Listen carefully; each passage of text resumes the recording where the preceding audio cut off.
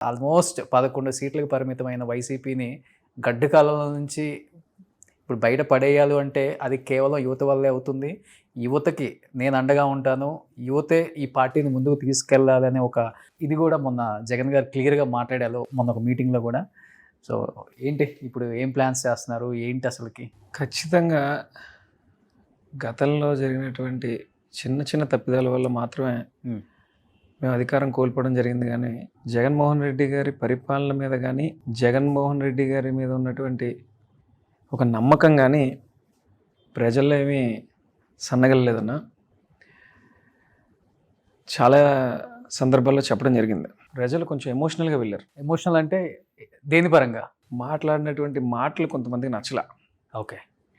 చేసినటువంటి అవమానాలని చాలా మనసు లోతులోకి తీసుకుని వెళ్ళిపోయారు.